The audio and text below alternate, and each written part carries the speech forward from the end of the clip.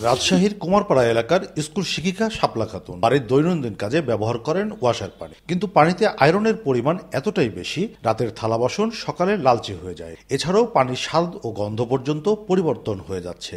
আমাদের রাজশাহীবাসীর পানির সমস্যাটা খুব কঠিন সমস্যা, যার কারণে আমাদের শৌখিনতাটা নষ্ট হচ্ছে। আমাদের এত সুন্দর বাড়ি, ফ্লোর, থালা বাসন কোনোটাই আমরা সঠিক রাখতে পারছি না। আয়রনের কারণে প্রত্যেকটাই হলুদ লাল কালার হয়ে যায়। পানি নিয়ে ভোগান্তির শেষ নেই রাজশাহী নগরবাসীর। মাত্রাতিরিক্ত আয়রনের কারণে তৈজসপত্রের পাশাপাশি নষ্ট হচ্ছে জামাকাপড়, অসুস্থতায় ভুগছে সব বয়সী মানুষ। আয়রনের আধিক্যের ফলে সুপেয় পানির স্বাদ ভোগ করতে পারছেন না নগরবাসী। ট্যাপে ছাড়লেন, ভালো পানিটা রাখলেন বোতলে, 1 ঘন্টা 2 ঘন্টা পরে পানি আবার হলুদ হয়ে গেল।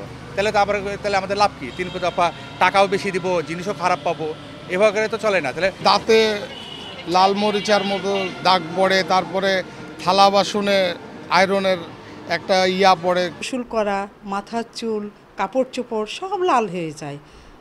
তা মেঝে টেজে ধুলে, বিছানা কাপড় ধুলেও লালটে হয়ে যায়। এই পানি তো অনেক আয়রন আছে, যে বাথরুমে যতই আমি পরিষ্কার করি বাথরুমে নোংরা থাকে, থালা বাসন নোংরা থাকে।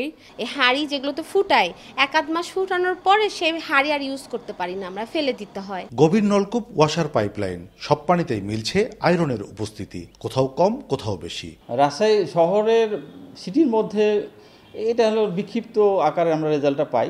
সেটা হলো কোনো ওয়ার্ডে আয়রনের মাত্রা বেশ বেশি, কোনো জায়গায় আবার খুবই কম বা খুবই ভালো। পানিতে মাত্রাতিরিক্ত আয়রনের কারণে ঝুঁকিতে পড়েছে রাজশাহীর জনস্বাস্থ্য।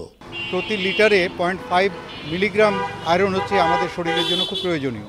এর বাইরে হলে তখন এটা সারা শরীরের নানা প্রতিক্রিয়া হতে পারে। গ্যাস্ট্রিক ইরিটেশন হতে পারে, বমি ভাব হতে পারে, তারপরে শিশুদের মানসিক বৃদ্ধি রোধ হতে পারে, তারপরে লিভার এবং কিডনি ড্যামেজ করতে পারে, ফ্রি রেডিক্যাল তৈরি হয় যেগুলো থেকে ক্যান্সারের সম্ভাবনা থাকে। পানিতে আয়রনের উপস্থিতি আছে স্বীকার করে ওয়াসা বলছে, নাগরিকদের সুপেয় পানি সরবরাহে নির্মাণ করা হচ্ছে পানি শোধনাগার। এবং বাস্তবতা হলো যে হ্যাঁ, গ্রাউন্ড ওয়াটার আমরা সরবরাহ করি, গ্রাউন্ড ওয়াটারে এইসব অতিরিক্ত আয়রন ম্যাঙ্গানিজ আছে, এই জন্য ময়লাগুলো পাওয়া যায়। এই সব কারণেই আমরা নিরাপদ পানি সরবরাহ দেওয়ার জন্য অ্যাকচুয়ালি এই ট্রিটমেন্ট প্ল্যান্টটা করছি। এই ট্রিটমেন্ট প্ল্যান্টের উদ্দেশ্য হলো পরিশোধিত পানি সরবরাহ দেওয়া। অতিরিক্ত আয়রন ও ময়লা ছাড়াও মারাত্মক ব্যাকটেরিয়া কলিফর্ম এর উপস্থিতি মিলেছে রাজশাহীর পানিতে।